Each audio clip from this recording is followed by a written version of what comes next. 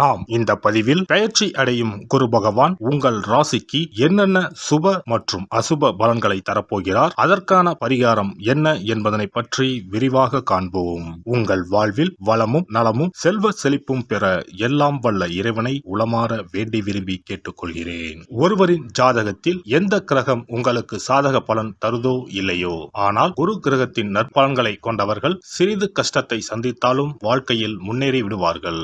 நவ கிரகங்களில் குரு பகவான் மங்கள கிரகமாக விளங்கி வருகிறார். ஜோதிட சாஸ்திரத்தில் குரு பகவானுக்கு தேவர்களின் குரு என்ற அந்தஸ்தும் வழங்கப்பட்டுள்ளது. இவர் நல்ல பலன்களை அளிக்கும் கிரகமாக கருதப்படுகிறார். திருமணம், மகிழ்ச்சி, குழந்தைகள், நல்ல அதிர்ஷ்டம், அறிவு, கல்வி, பேச்சாற்றல், மரியாதை, நல்ல ஒழுக்கம் ஆகியவற்றுக்கு இவர் காரணியாக உள்ளார். ஒருவரது ஜாதகத்தில் குரு பகவான் நல்ல இடத்தில் இருந்தால் அவர் வாழ்வில் மிகுந்த மகிழ்ச்சியையும் செழிப்பையும் பெறுகிறார். அவர் வெற்றியின் உச்சம் தொடுவதை யாராலும் தடுக்க முடியாது. குருவின் அருள் பெற்ற நபர்களுக்கு அறிவாற்றல் மேம்பட்டு சமூகத்தில் நல்ல கௌரவமும் பெற்றிருப்பார்கள். 12 ஆண்டுகளுக்கு பிறகு குரு பகவான் ரிஷப ராசியில் பிரவேசிக்க உள்ளார். ஜோதிடத்தில் முக்கிய கிரக பெயர்ச்சிகளில் ஒன்றாக கருதப்படுவது குரு பெயர்ச்சி. இந்த ஆண்டு குரு பெயர்ச்சி 2024 மே 1ஆம் தேதி நடக்க உள்ளது. குருவின் அமைப்பும் குருவின் பார்வையும் எப்படிப்பட்ட பலனை அள்ளித்தரும் என்பதை தெரிந்து கொள்வோம். கால சக்கரத்தில் தனுசு, மீன ராசிகளுக்கு அதிபதியான குரு பகவான் தற்போது மேச ராசியில் சஞ்சாரம் செய்து வருகின்றார். இவர் 2024ஆம் ஆண்டு மே மாதம் 1ஆம் தேதி நண்பகல் 12:59 மேச ராசியில் உள்ள கிருத்திகை 1ஆம் பாதத்தில் இருந்து ரிஷப ராசியில் உள்ள கிருத்திகை 2ஆம் பாதத்திற்கு பெயர்ச்சியாக உள்ளார். குரு பெயர்ச்சி பெறும் ஸ்தானத்தை விட குருவின் 5, 7, 9ஆம் பார்வை பெறக்கூடிய ராசிகள் மிகவும் சிறப்பான பலன்களை பெற்றிடும் என்பது ஜோதிட விதி. 2024ஆம் ஆண்டில் நடக்கும் குரு பெயர்ச்சியின் தாக்கம் அனைத்து ராசிகளிலும் இருக்கும். எனினும் சில ராசிகளுக்கு குருவின் இந்த மாற்றம் பலவித நற்பலன்களை அளித்தரும். இவர்கள் எடுத்த காரியங்கள் அனைத்திலும் வெற்றி பெறுவார்கள். நீண்ட நாட்களாக நடக்காமல் இருந்த பல விஷயங்கள் குரு பெயர்ச்சிக்கு பிறகு வெற்றிகரமாக நடந்து முடியும்.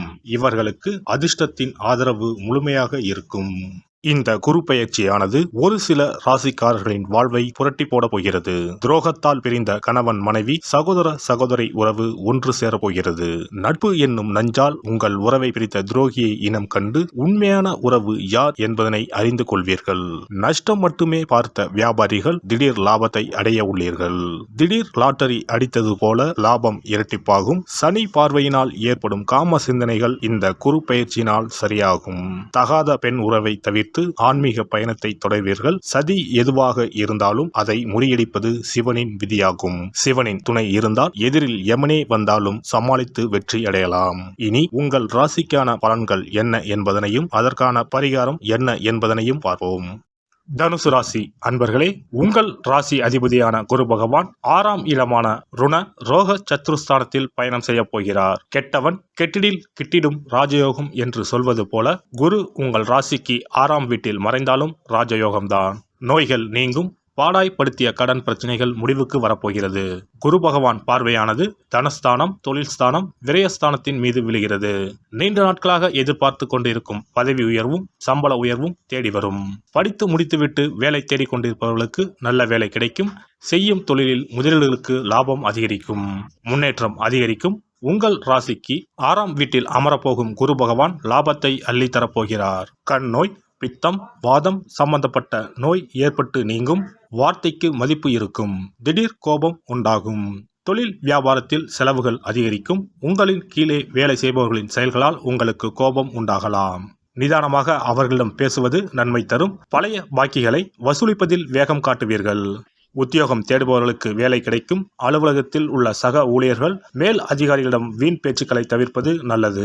கணவன் மனைவி இடையே திடீர் வாக்குவாதம் ஏற்படும். கவனமாக பேசுவதன் மூலம் நெருக்கம் அதிகரிக்கும். விருந்தினர் வருகை, குடும்பத்தினரின் ஆரோக்கிய குறைவு ஆகியவற்றால் செலவு அதிகரிக்கும். சில்லறை சண்டைகள் அக்கம் பக்கத்தினருடன் உண்டாகலாம். கவனமாக இருப்பது நல்லது. பெண்கள் வலிய சென்று உதவுவதன் மூலம் வீண்பழி ஏற்படலாம். கவனம் தேவை. கோபத்தை தவிர்ப்பது நல்லது. அரசியல் துறையினருக்கு உங்களின் பெயர் புகழ் யாவும் உயரக்கூடிய காலமாகும். எதிர்பார்த்த கௌரவ பதவிகள் கூட கிடைக்கும். பெரிய மனிதர்களின் தொடர்பும் தொண்டர்களின் ஆதரவும் சிறப்பாக அமையும். வெளியூர் வெளிநாட்டுக்கு செல்லக்கூடிய வாய்ப்புகள் அமையும். மறைமுக வருவாய்கள் அதிகரிக்கும். கலைத்துறையினருக்கு நீங்கள் எதிர்பார்த்து காத்திருந்த பட வாய்ப்புகள் கிடைக்கப்பெற்று உங்களின் திறமைகளை வெளி உலகத்திற்கு தெரியப்படுத்துவீர்கள். கலை சம்பந்தப்பட்ட துறைகளிலும் நல்ல உயர்வுகளை பெற முடியும். நிலுவையில் இருந்த பண பாக்கிகளும் திருப்திகரமாக கைக்கு வந்து சேரும். மாணவர்கள் எந்த வேலை செய்தாலும் கவனமாக செய்வது நல்லது. பாடம் தொடர்பான சந்தேகங்களை உடனுக்குடன் கேட்டு படிப்பது நல்லது. மூலம் நட்சத்திரம்.